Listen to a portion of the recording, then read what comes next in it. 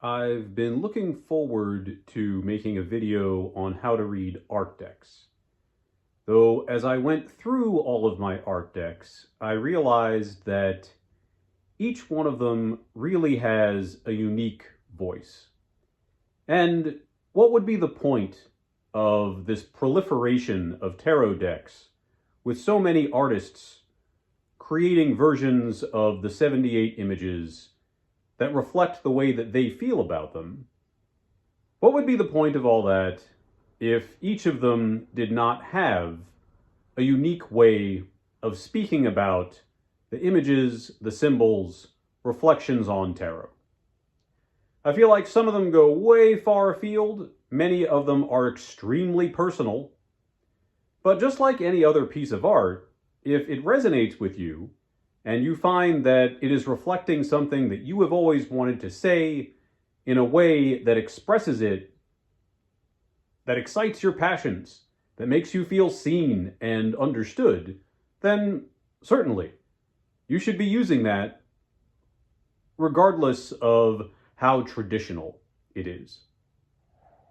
I'm sure you've noticed that I rely a lot on the way that the Marseille deck lays out its images, specifically because of the relationships between them. The way the cards speak to each other holds a great deal of meaning as a network. Most modern artists don't have any idea about that. So I take these decks on their own merit, from their own sense of artfulness, thoughtfulness, and the way that they are reflecting continued transformations in tarot tradition. So the one that I'd like to talk to you about today is the Cosmic Slumber Tarot. The artist of this deck and designer, Tillie Walden, she makes comic books. She's got a lot of webcomics she's released on her website, fantasy, science fiction. I like this deck because her characters are very neutral as far as where they come from, the kind of person they are. You've got people of all different skin colors who could be a variety of genders. The important part is not making that pop in her deck, but rather she creates images that anybody could fit themselves into. And so this is one of the decks that I carry around with me when I'm out reading publicly. I like to take it out when kids ask me for readings, if they want something a little more colorful. And it's especially fun for me if people need a much more gentle reading. This deck can provide that quite consistently. There is a box insert inside the main box if you get the large printing from Liminal 2, or Liminal 11. The deck comes with a little hardbound book in which you've got a few spread examples, as well as takeouts from each card and discussion of how Tillie designed her cards and what meanings she was thinking about when she put them together. And the tiny versions of her trump cards.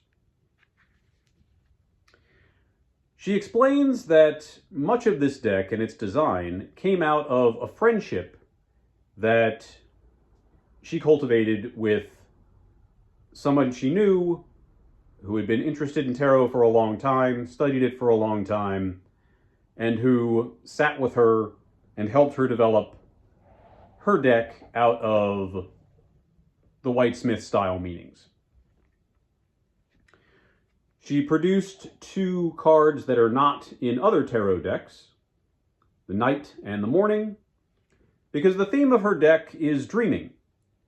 So the idea that these cards kind of produce a beginning and end to the potential dream that one finds reflected in tarot is, to me, a really nice way of putting bookends to the deck. Now, Do I think that old tarot decks already had their bookends? Of course I do, but that tradition has been lost over time. Most of what we see in the Waite-Smith deck as far as conceptual design is maintained in Walden's deck. So if you are just familiar with the writer Waite-Smith, you want a deck that you can read in much the same way with similar interpretations, this is a good deck for that. Though to me, a more lively one. Her pentacles are pentacles. I like how in all of her aces, she's got a large version and a big hand that exemplifies the symbol of the suit. But then you see there is a tiny person somewhere in that card that is sort of almost lost in the proliferation of the element that the suit is describing. So in Pentacles, she wants us to think a lot about the color green, about plants and growth. And you see that, for instance, in her Two of Pentacles. That's very similar to what we see in Smith's Two of Pentacles. Though the Three is significantly different. It's not inside a building. And none of her pentacles are in an interior. All of them are outside. She uses a lot of images of repose or rest in her tens, which I like. And her court cards are more familial than including the pages and knights. So instead, she has a prince, a queen, a princess, and a king. And a lot of her characters in the deck are portrayed with their eyes closed, as if they themselves were dreaming, but not all of them. And it's an interesting feature to tease out in readings who's looking at what and who is very much internalizing what they mean, what they represent in each card. I really like that she transformed staffs or wands to torches. They bring the fire element very directly into the card. And in a lot of her torches, the flame itself, the smoke it produces, comes into the visual nature of the card. And her torch cards tend to be really purple. We do have quite a bit of red, but most of the ground and the backgrounds have this purplish or cerulean kind of dark blue, night blue look to them, which, contrasting with the pentacles, these all seem to be inside somewhere, or just in the dead of night. I like that her characters are oriented in different directions throughout the series of the suits, so that depending on the kind of spread that you like to use, they may be pointed toward each other, seeming to move toward or away from one another, depending on the orientation that your cards lay out in. And one fun thing, for me at least, in this Torches suit is that her courts are primarily involved with great big cats that may be riding them or that they may be riding themselves.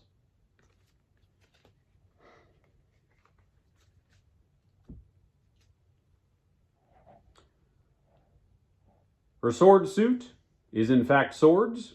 Again, we got the tiny person hanging out on the hilt of the sword.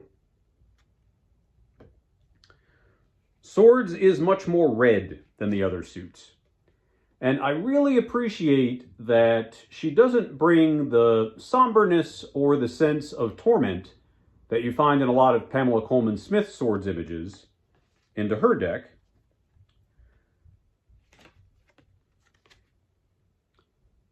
The character in the 8 is not tied up and restrained, but rather just seems to be in a complicated position, figuring something out that is occupying them entirely.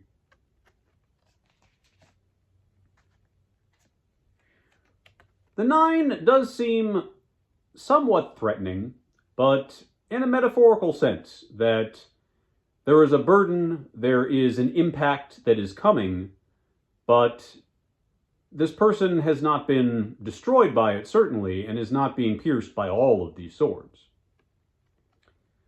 And I really love her 10, in which we have a character pierced and in repose, but then a mirror of her floating above. As if to say that whatever torment, that excessive thoughts, anxiety, the end of a conceptual reality is bringing to us, there is a freedom that also comes along with that. All of her court characters in Swords have fiery wings. And this queen is really one of my favorite representations of the Queen of Swords. The eyes on the top, the spatters of blood on her clothing, and yet she seems to have a positive, maybe even blasé attitude about whatever has gone on and her own intensity. Whereas the king has his eyes on his armor, or his extra eyes.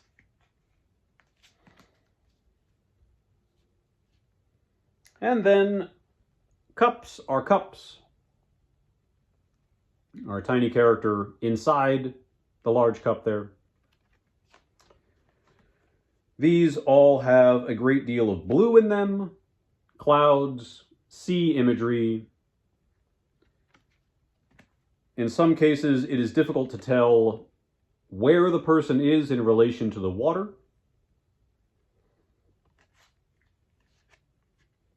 Perhaps under the water, perhaps not, perhaps diving in from the sky. It's very hard to tell. And I like that topsy-turviness in the way that she orients the backgrounds, the characters, and what's going on.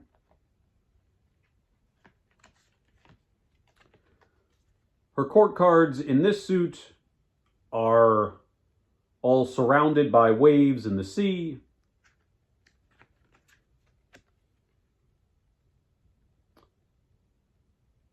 Though this queen is looking into her cup, which I find interesting because the character in the Marseille page is the only one looking into his cup.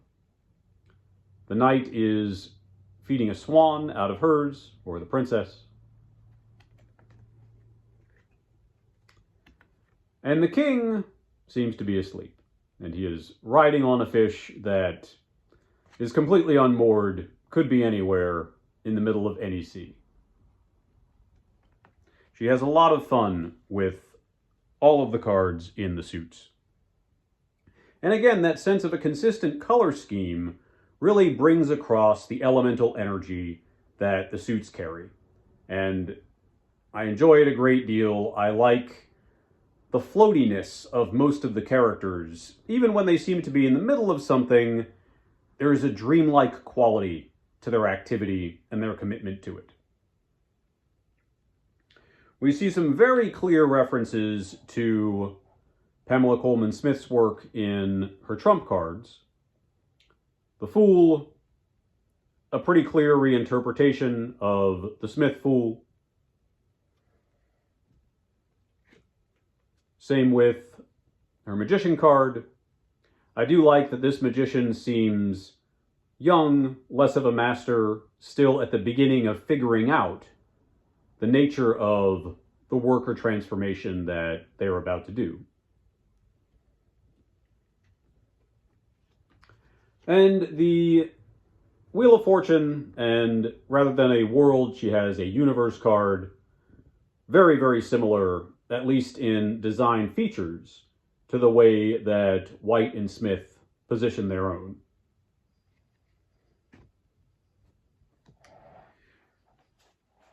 The trump cards that I like best out of this deck are the High Priestess. I like that her eyes are covered, she still holds the book, and that she's opening a tiny door within herself in which another woman is entering. So that sense of threshold, that sense of being a guardian of something incredibly important that will unlock secrets that have a great interiority, that help us to transform ourselves, to me is very much packed into this image. Also, the Hangman card. I love that the Hangman seems to be grasped by the branches up here, his legs flowing into the roots, arms flowing into the trunk. He is part of the tree.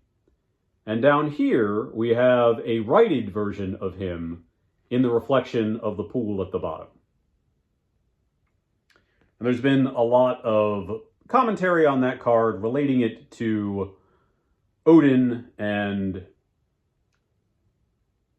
the moment in his exploits where he plucks his eye out and puts it in the pool of knowledge, hangs himself on the Tree of the World, Yggdrasil, and that is evoked by the card.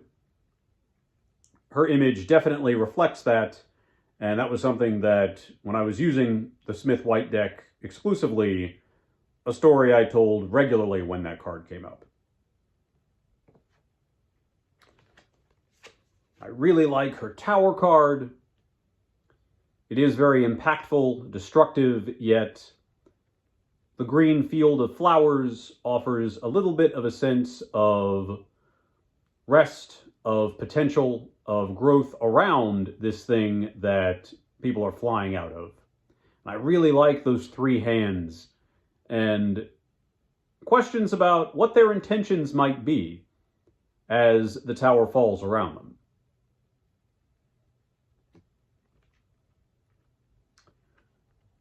Her sun card is really lovely. I feel like it evokes the emotion of the sun in a particular way, in a very human way.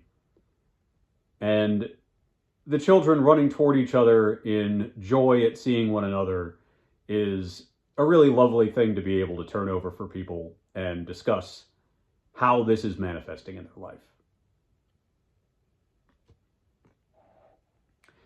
And in many ways, certainly in her color choices, the palette here, and the textures, her Judgment card reflects back to the Hangman card. And she does this in a lot of ways in the deck, the cards visually referencing one another. I'm always very pleased when I see an artist making connections visually between the cards. It gives one a lot to think about, and especially when they come up together in a reading. I like how the family is lifting the child up, how the angel is part of the tree, is the tree, coming out of the tree, and the way that we've got rain coming out of the trumpet. She does a really cool thing with her lover and devil cards. You see here the lovers, here the devil. They have these silhouetted faces, large in the foreground, then in the midground, characters, the sun, the moon. The parallels are really lovely in this visual expression, in the way that she's composed the two of these. And a clear statement of relationship. Perhaps some ways between male and female, between the drive to enjoy the bestial nature, to entrap and restrain, and also the desire to make things idyllic, to achieve a kind of perfection that holds things still. A lot to talk about between these two cards. So I absolutely recommend the Cosmic Dreamer Tarot. For anybody who is looking for something that has a lot of pleasant visual correspondences, great, gentle characters to look at, it's not a deck to get if you want a deck that's going to be mean to you and really tell it to you straight and evoke more jagged emotions. It's real gentle. It's going to recommend that after your spread, you dream about it a little bit. You rest about it. You take some time to allow things to culminate and process within, rather than acting on anything immediately. I'm looking forward to featuring more of these more unique, modern-style decks in my videos. Thank you very much for watching. I absolutely invite you to take a look at the website, newelltarot.com. Please schedule a reading if there is anything that is coming up in your life that you'd like some direction on, but especially if you are ready to take spiritual next steps to open your soul to a greater truth that relates you to your living community and the communities that have made you who you are. Have a fabulous day and take care.